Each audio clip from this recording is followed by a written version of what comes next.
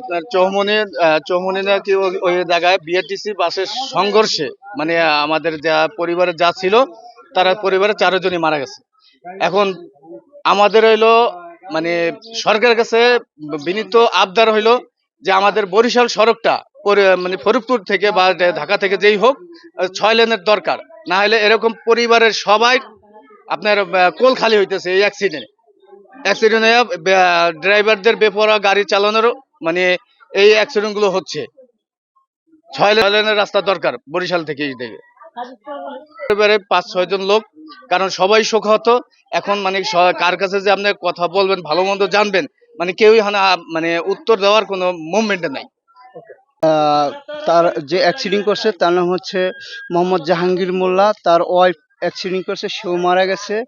আরও তার ভাই ছিল আলমগীর মোল্লা, সেও সেও অ্যাক্সিডেন্টে মারা গেছে। তার ওয়াইফ ছিল, সেও মারা গেছে।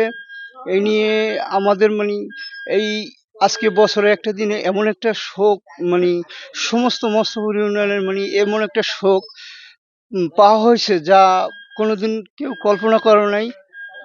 খুবই মর্মাহত আমাদের এলাকাবাসী এই তাদের জন্য যে এই রোড অ্যাক্সিডেন্টে মারা গেছে। এবং বরিশাল থেকে আহ, বরিশাল থেকে পদ্মা সেতু পর্যন্তই ঈদ ঈদ হইতে রোজার ঈদ হইতে ঈদুল আজহা পর্যন্তই এই মহাসড়কের কারণে বহুত বহুত মানুষের প্রাণহানি হয়েছে। এবং আমার স্বচক্ষেই দেখা, আমি প্রবাসে থাকি, প্রবাস থেকে আইসা এই পর্যন্ত আমি অনেক লোকের আহ, রোড অ্যাক্সিডেন্ট করে মারা গেছে। এই পর্যন্ত আমি অনেক কিছু দেখছি। আমার দাবি, এখন বর্তমান যে সরকার আছে আমাদের পদ্মা সেতু থেকে বরিশাল পর্যন্তই মহাসড়কটা একটু 4 লাইন এক্সপ্রেস বা 6 লাইন এক্সপ্রেস করার জন্য আমরা সবাই মানে অনুরোধ করি সরকার। যারা রোড অ্যাক্সিডেন্টে মারা গেছে আমারই যদিও 2 বড় ভাই এবং 2 ভাবি, তারা এই রোড অ্যাক্সিডেন্টে মারা গেছে চিকিৎসা নিতে গিয়া। কিন্তু এরকম অকাল মৃত্যু যেন কারো কখনো না হয়, এরকম ঈদুল আজহার সামনে রেখে এরকম একটা মানে অবস্থায় আমরা সম্মুখীন হব, এটা কখনো ভাষায় প্রকাশ করতে পারতেছি না। যা হোক, হায়াত মওত আল্লাহর হাতে, যার যেখানে যেভাবে মৃত্যু আছে তা হবে, এটা মেনে নিতে হবে। ঠিক আছে। আর বিশেষ করে আগেও বলছি, সবসময় আমরা অনলাইনে বলে থাকি যে ফরিদপুর ঢাকা বরিশাল মহাসড়ক এটা 6 লাইন করলে অন্তত এই অ্যাক্সিডেন্টে এরকম মৃত্যু কারো হবে না। আমরা সরকারের কাছে আগুল আবেদন জানাই যেন রাস্তাঘাট 6 লাইনের করে, যাতে এরকম অকাল মৃত্যু থেকে মানুষ বাঁচতে পারে। আমার বাড়ির পাশের আমার বড় ভাই তার মেজো ভাইরে নিয়ে ডাক্তার দ্বারা যাওয়া দিছে। এই বাস দুর্ঘটনায় মারা গেছে। কিন্তু এইভাবে যে এই ঘটনাটা হইবে, এইভাবে পুরো ফ্যামিলি ধ্বংস হয়ে যাবে, এটা মানুষ, এই ইউনিয়নের মানুষ, এই বালিয়ার গ্রামের মানুষ জীবনে পরিকল্পনা করতে পারে নাই আর ভাবতে পারেনি। কিন্তু সবাই একটু দুঃখ যে একটা ভালো মানুষ এইভাবে 4 জনের 1 জন থাকলেও মনে কোনো কষ্ট নিত না যে না এটা ঘটনা এ হয়েছে। কিন্তু খুব একটা দুঃখজনক একটা দুর্ঘটনা ঘটছে। খারাপ লাগে। আমি এই দেশে 2013 বিবাহ করছি। এই কাকারা দাদারা বাপ চাচারা সবাই ভালো ছিল। এগুলো খুব একটা আমাদের শ্বশুর খুব সম্পর্ক ভালো। এরা অনেক ভালো লোক ছিল, বুঝছি। এদের মধ্যে কোনো নাই, কোনো কিছুই নেই, মানে খুবই ভালো লোক। এরা মারা গেছে, তা আমাদের অনেক খারাপ লাগে। কিন্তু আমি ঢাকা বরিশাল রোডটা এইটার এই যে যমুনা পদ্মা সেতু হয়েছে, পদ্মা সেতু হওয়ার পর যে অ্যাক্সিডেন্ট হয়ে যাচ্ছে, এইটার জন্য সরকারের কোনো একটা দায়িত্ব নেওয়া লাগে। এইটার জন্য কোনো একটা কিছু করা লাগে। 4 লাইনের কথা বলছে যে আমার বড় ভাই না ছোট ভাই এ বলছে, এটার জন্য আমিও একমত। এটার জন্য আপনারা সবাই যতদূর চেষ্টা করিয়া এই রোডটা একটু বাড়ানোর জন্য, এইটা ভালো হয়, এইটাই ধরেন করবেন। বড় ভাই অসুস্থ, মেজো ভাই, উনি এর আগে 2বার মানে স্ট্রোক করছে।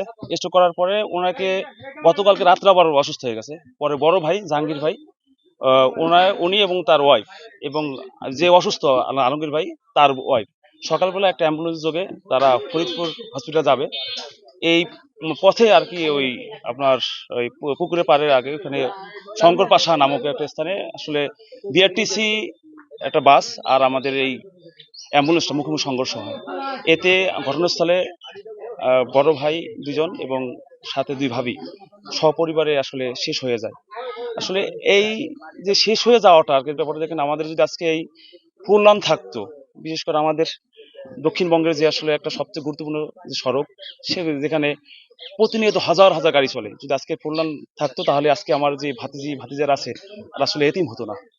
তাহলে আসলে আমি এই যারা বর্তমানে সরকারে আছেন অবশ্যই অনুরোধ করবো আসলে আর জানি কোনো অ্যাক্সিডেন্টে কোনো বাবা মা সন্তান যেন এতিম না হয়, এরকম অভিভাবক নাই। সেই রকম মানে একটা এই অনুরোধ যে আসলে আমাদের ফুলডানা দুর্জনী হয় আর যেন এরকম কোনো আহাজারি এরকম একটা সপরিবারে মানুষ একদম ধ্বংস হয়ে না যায়। এই লোক সম্বন্ধে আমার বউয়ের বড় ভাই বা চাচা, সে অ্যাক্সিডেন্ট হয়েছে এবং তারা সপরিবার সহ যে অ্যাক্সিডেন্ট হয়েছে এটা জানার পরে মানে সাথে সাথেই দেশে রওনা দিছি। আয়সা এই যে যে কবরস্থান দেখতেছি, এটা দেখার পরে মানে নিজেকে আর ধরে রাখতে পারি না, কিন্তু তারপরেও মানে জনগণকে জানানোর জন্য আমার ছোট ভাই যেটা বলছে, আমার ওই কথাই যে এই সড়কটা আসলে খুবই একটু সরকারের কাছে আমাদের এই আবেদন যাতে এই রাস্তাটা যাতে ঠিক করে। আর সত্যি কথা বলতে এই মস্তফাপুর ইউনিয়নের ভিতরে আমার যে চাচা জাহাঙ্গীর মোল্লা, উনি আসলে পার্সোনাল, আলাদা একজন পার্সোনাল, উনি চলে যাওয়ায় আমরা খুবই মানে এলাকাবাসী যারা আছে সবাই আসলে খুবই দুঃখিত এবং সবাই খুবই কষ্ট পাচ্ছে। এবং মূলত হলো চিকিৎসার জন্য মাদারীপুর থেকে ফরিদপুরে রওনা করছি। ওই সময় আমার চাচা এবং চাচিরা সাথে, তারা মানে দুই ভাই এবং তার দুই স্ত্রী ফরিদপুরের দিকে রওনা হয়েছে। হঠাৎ যাওয়ার পথে ভাঙ্গা চুমুর দিয়ে ওই জায়গায় দুর্ঘটনা, সড়ক দুটো বিআরটিসি গাড়ির সাথে অ্যাক্সিডেন্ট করে, তখনই তারা সবাই মারা যায়।